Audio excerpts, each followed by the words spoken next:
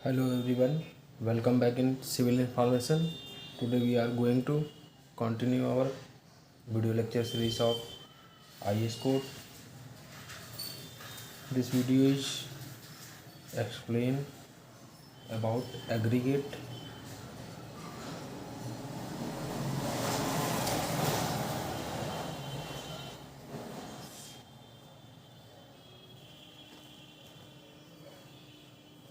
Sorry.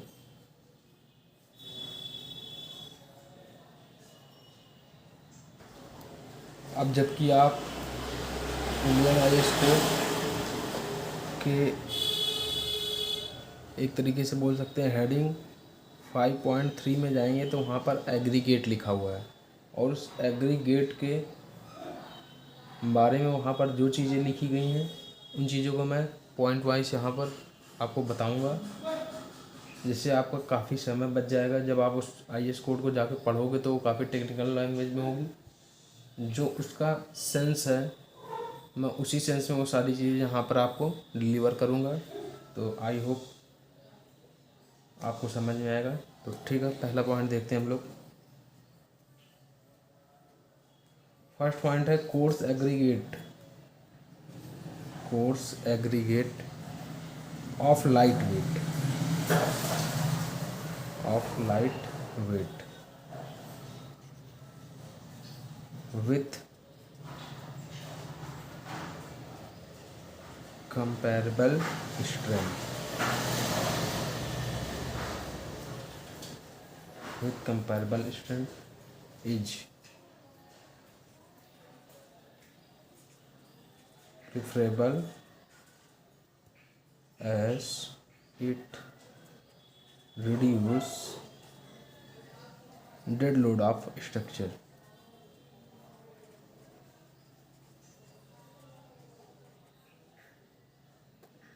Coarse aggregate of light weight with comparable strength, मतलब कि comparable strength भी हमको दे रहा और कोर्स एग्रीगेट भी है जिसका वेट लाइटर है, तो वो क्या करेगा, डेड लोड को रिड्यूस करेगा स्ट्रक्चर की। आई होप ये बात आपको समझ में आ रही, क्योंकि जितना ज़्यादा हमारा वेट होगा कोर्स एग्रीगेट का तो उतना ही वो डेड लोड को भी बढ़ाता चला जाएगा, जो कि हमें नहीं चाहिए। हम ये चाहते हैं कम से कम डेड लोड आए और हमें अधिक से अधिक स्ट्रेंथ मिले, इस तरीके के हम मटेरियल यूज़ करें। तो उसी सेंस में इस बात को बोला गया है force aggregate of light weight with comparable strength. उसकी स्ट्रेंथ भी कंपेरेबल होनी चाहिए, ये नहीं कि लाइट ही है और स्ट्रेंथ भी बिल्कुल कम हो गई, ऐसा नहीं है। अगर इस तरीके के हमें कोर्स एग्रीगेट अगर यूज करेंगे तो फिर हमारा डेड लोड काफ़ी कम हो जाएगा, यही बात बोल रहा है ये सेंटेंस। सेकंड पॉइंट देखिए, aggregate should not be, aggregate should not be more porous. Porous मतलब छिद्रयुक्त, मोर पोरस, इसको ब्रैकेट में बोल देता हूँ, मतलब कि वो ज़्यादा पोरस नहीं होने चाहिए। पोरस यानी छिद्र युक्त, अगर ज़्यादा छिद्र युक्त होंगे तो फिर वो क्या करेंगे, जैसे ही उसमें वाटर सीमेंट का जो रेशियो है उसको डिस्टर्ब कर देंगे, क्योंकि वाटर को वो एब्जॉर्व करने लगेंगे। तो वाटर को एब्जॉर्व करेंगे तो वाटर की रिक्वायरमेंट बढ़ जाएगी, वाटर की रिक्वायरमेंट बढ़ेगी तो कंपैरिजन में सीमेंट की रिक्वायरमेंट घट जाएगी, जिससे हमारी स्ट्रेंथ हमारी कहीं ना कहीं कम हो जाएगी इस तरीके का कंक्रीट में। तो यहाँ पर देखिए IS कोड में ही लिखा हुआ है should not absorb more than 10% of their own weight, own मास।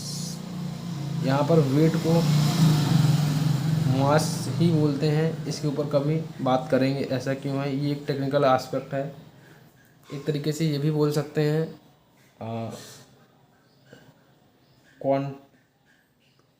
एक तरीके से हम लोग ये समझ सकते हैं कि ये वैरी कर जाता है हमारा weight. Weight is not a, एक तरीके absolute, but mass is absolute, इस तरीके से आप समझ सकते हो।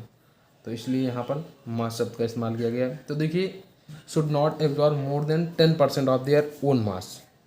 अगर 100 किलो अगर उसका वेट है तो वो 10 किलो तक पानी, 10 किलो से ज़्यादा पानी नहीं एब्जॉर्ब करने वाला होना चाहिए। इस तरीके का ही एग्रीगेट आपको यूज करना है। सेकंड पॉइंट यही बोल रहा है। अब देखिए, और जो एग्रीगेट हम लोग यूज कर रहे हैं वो फ्री फ्रॉम एक्सेसिव सल्फेट।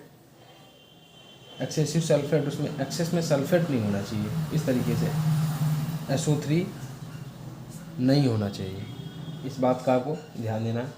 अब नेक्स्ट पॉइंट देखते हैं।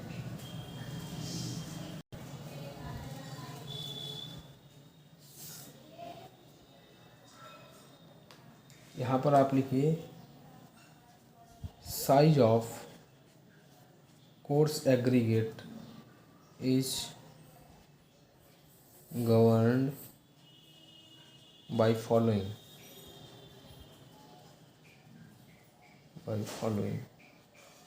अब इसमें फर्स्ट पॉइंट देखिए, कोर्स एग्रीगेट का इम्पैक्ट कहाँ कहाँ पर किस तरीके से पड़ेगा, हम इसके बारे में बात करने वाले हैं। तो सबसे पहला पॉइंट है size of structural member.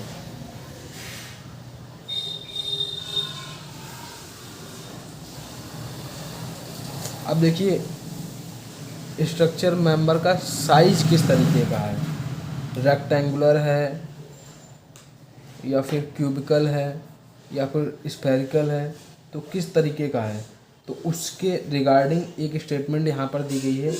Aggregate should be, aggregate should go to each corner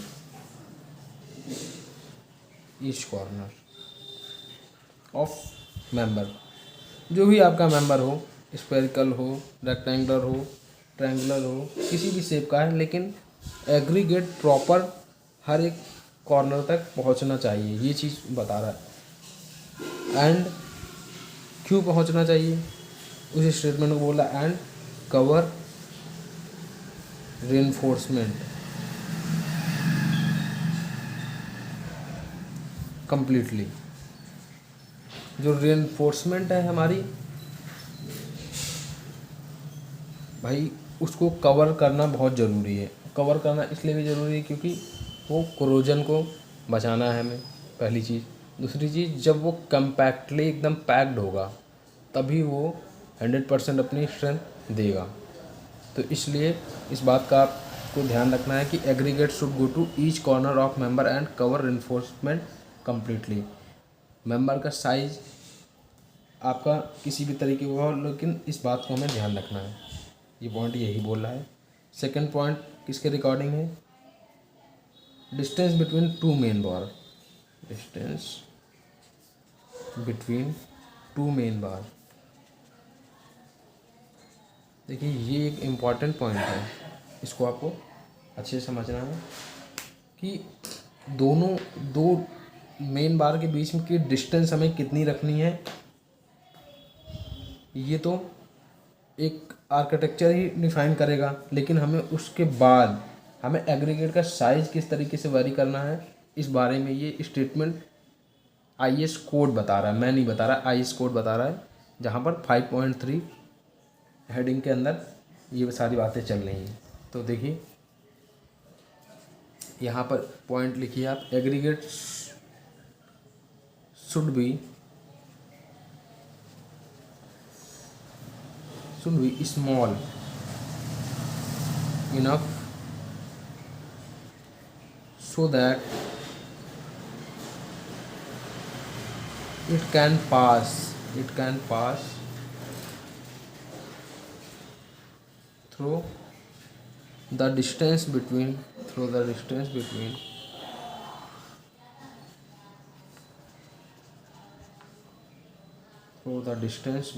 two main bars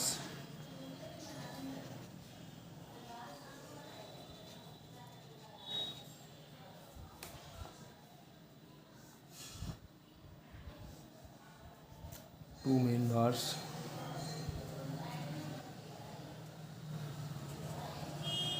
due to this reason. अब देखिए एग्रीगेट शुड बी स्मॉल, वो हमारा स्मॉल हो चलेगा, so that it can pass through the distance between two main bars, क्योंकि दो main bars हैं, अगर मेरी ये दो मेन बार्स हैं, अगर इसके बीच से अगर एग्रीगेट मेरा पास ही नहीं हो पाएगा, एग्रीगेट अगर पास ही नहीं हो पाएगा तो फिर वो ईच कॉर्नर तक पहुंच नहीं पाएगा। तो फर्स्ट स्टेटमेंट को फुलफ़िल करने के लिए सेकंड स्टेटमेंट का फुलफ़िल होना बहुत ज़रूरी है। तो फिर इस वजह से देखिए इस रीजन की वजह से अगला स्टेटमेंट क्या बोला है, it is kept, it is kept. देखिए ये आपसे डायरेक्ट ऑब्जेक्टिव में क्वेश्चन पूछेगा, it is kept 5 mm less, 5 mm less than the less than distance between two main bars.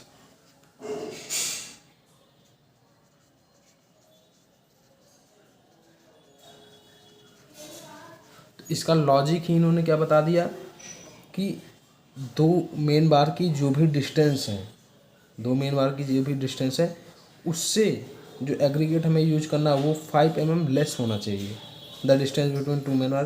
तो इसका जो डाया है वो 5 mm लेस होना चाहिए, डाया बोल लो आप, क्योंकि इसका कोई सेफ स्फेरिकल प्रॉपरली नहीं होगा, ये थोड़ा इरेगुलर शेप का होगा, तो फिर मतलब ये इजीली पास कर जाए, इसकी वजह से यहाँ पर बोल दिया गया it is kept 5 mm less than distance between two main बार। लेकिन ये IS कोड की लैंग्वेज है, इसको आपको याद रखना है। ये ऑब्जेक्टिव में डायरेक्ट क्वेश्चन पूछेगा, आपको 4 ऑप्शन देगा कि it is kept 10 mm less than, 8 mm less than, 3 mm less than, and एक ऑप्शन देगा आपको 5 mm less than distance between two main बार।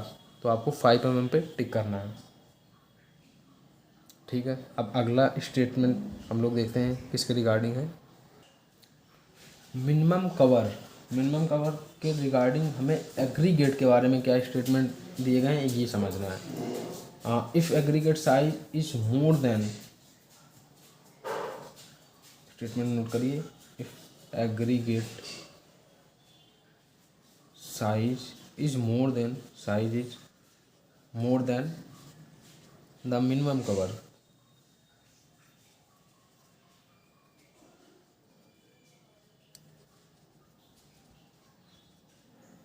एग्रीगेट का साइज जो है वो मिनिमम कवर से अगर ज़्यादा है,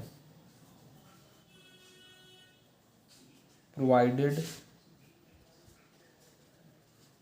for member,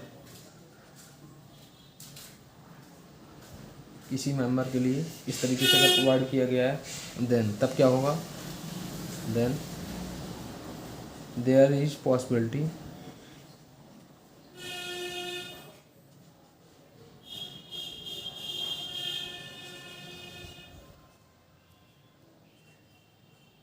of exposure of reinforcement to environment।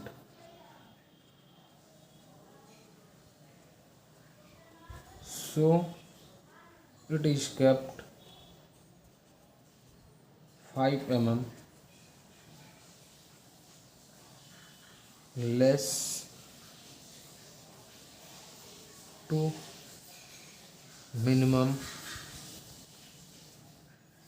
nominal cover.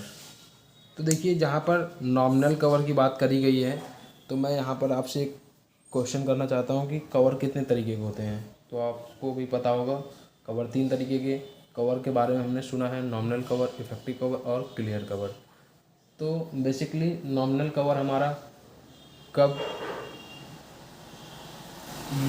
Use में आया, इस बारे में मैं एक वीडियो बना चुका हूं, जिसको आप चाहो तो प्लेलिस्ट से जाके आप देख सकते हो।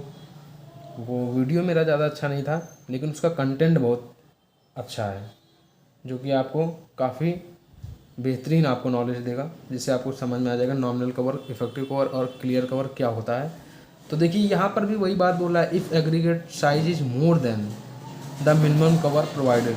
तो मिनिमम कवर क्या होता है? कवर जनरली ये होता है, जैसे इस तरीके से हमारा कॉलम का साइज़ दिखाया गया है, ये रेनफोर्समेंट को मैं दिखा रहा हूँ, ये टॉप से हम लोग देख रहे हैं। तो यहाँ से यहाँ तक की जो डिस्टेंस है इसके सेंटर से, वही हमारी नॉमिनल कवर हो गई।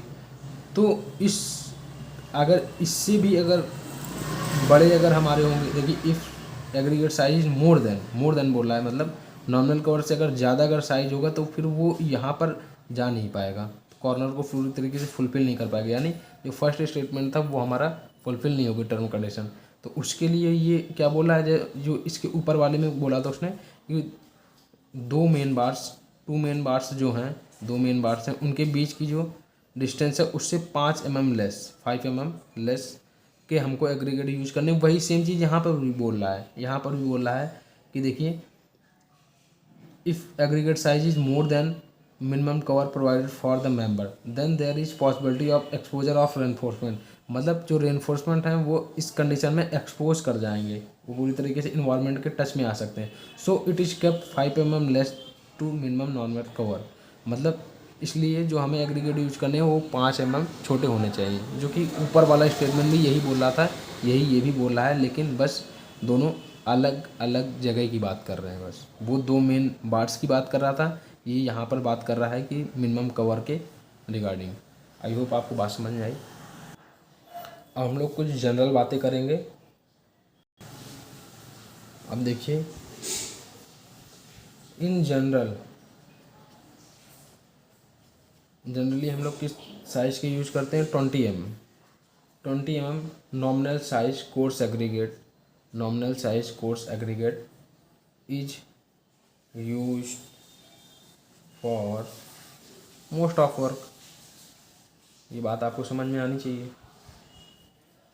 बोल रहा है इन जनरली हम लोग 20 mm साइज़ के कोर्स एग्रीगेट यूज करते हैं मोस्ट ऑफ वर्क के लिए। But in case of massive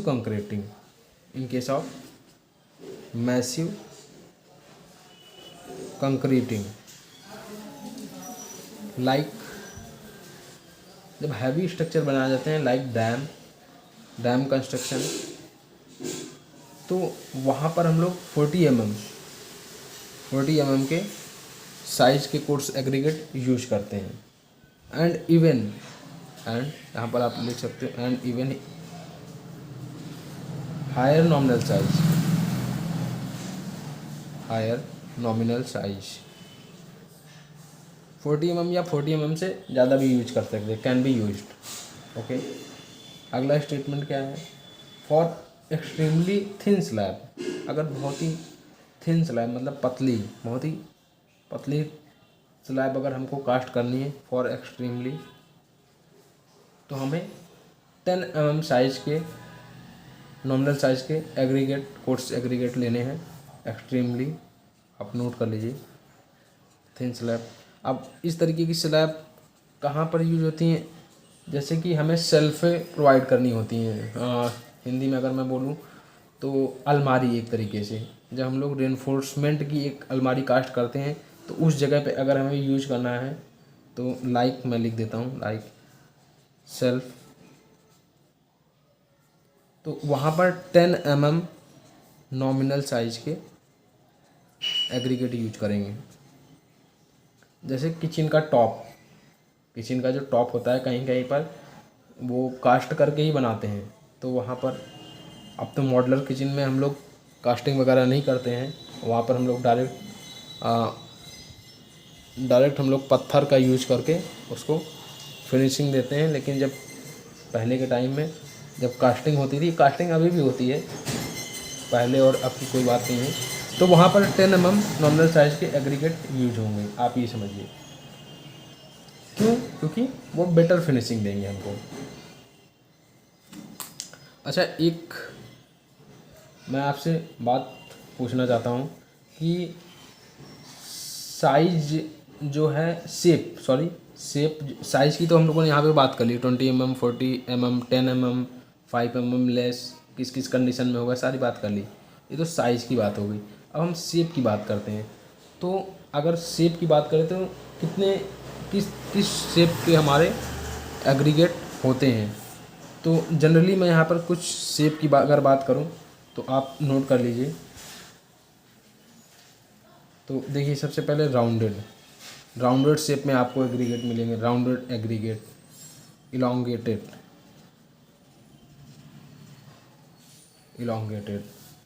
और फ्लैकी। आप ये सब साइज का आपके दिमाग में पिक्चर बनना बहुत इंपॉर्टेंट है, तो इसको आप एक बार गूगल ज़रूर करिएगा, जिससे आपको फ्लैकी साइज के एग्रीगेट किस शेप में होते हैं ये आपको पता चलेगा। क्यूबिकल किस तरीके के होते हैं, यहाँ पर अगर मेरे पास सारे होते मैं आपको दिखा देता, लेकिन इसका इमेज फॉर्मेट आपके दिमाग में बनना बहुत ज़रूरी है। तो राउंडेड, इलोंगेटेड, फ्लैकी, क्यूबिकल, इस तरीके के एग्रीगेट अगर हमारे पास हैं तो माय क्वेश्चन इज दैट कि किस शेप के एग्रीगेट ज़्यादा स्ट्रेंथ प्रोवाइड करेंगे हमको। राउंडेड, इलोंगेटेड, फ्लैकी और क्यूबिकल, ये आपके पास अगर 4 ऑप्शन है तो आपको ये बताना है। तो आप दिमाग लगाइए। चलिए मैं ही बता देता हूँ, बाकी आप कमेंट भी करिएगा अगर आपको पता हो। तो देखिए क्यूबिकल, आप इसको नोट करके, एक नोट डाल के इस स्टेटमेंट को नोट कर लीजिए, नोट डाल के। Cubical aggregate gives maximum strength in concrete. Cubical होगा अगर एग्रीगेट तो वो हमें मैक्सिमम स्ट्रेंथ देगा। तो मैं यहाँ पर लिख देता हूँ cubical aggregate gives maximum strength in concrete, maximum strength in concrete.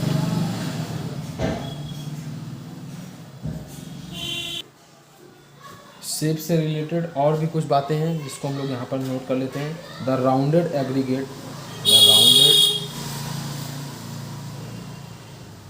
Aggregate has minimum wides.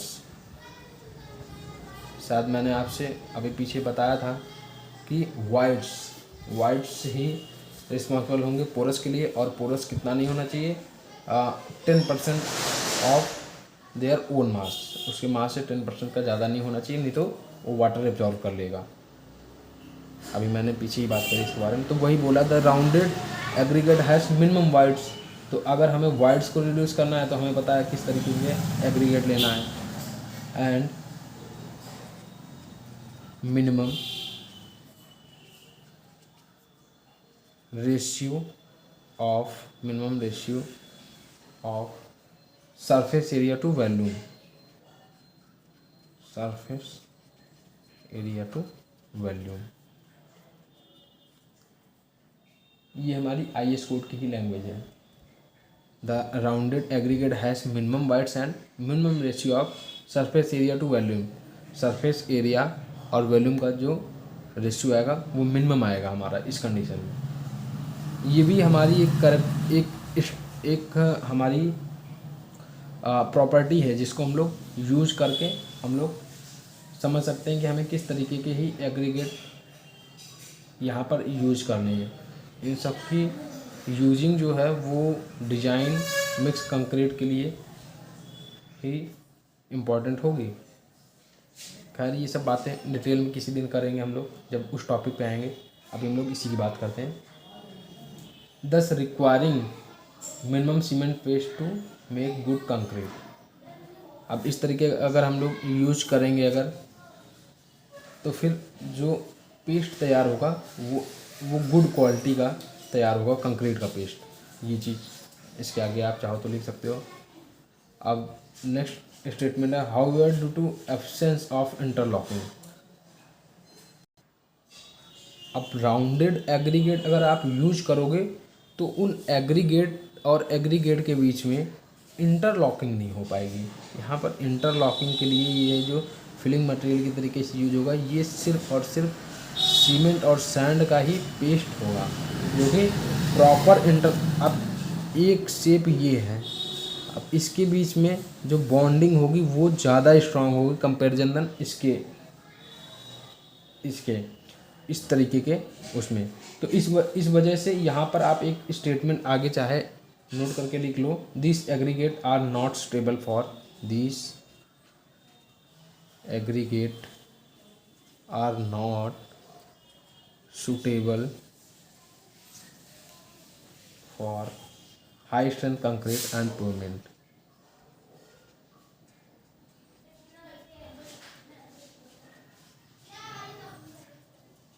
Concrete and pavements.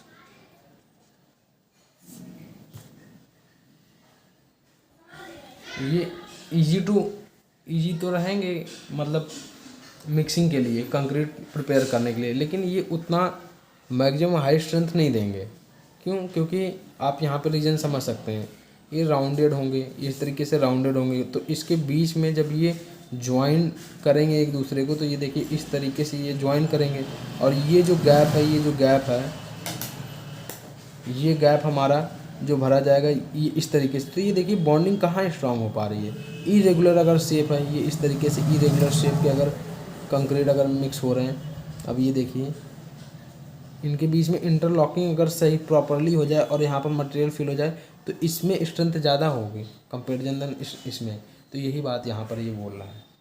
तो यहाँ पर हमने ख़त्म किया आज अपने हेडिंग पॉइंट नंबर शायद 5.3 है, यस 5.3 में एग्रीगेट के बारे में।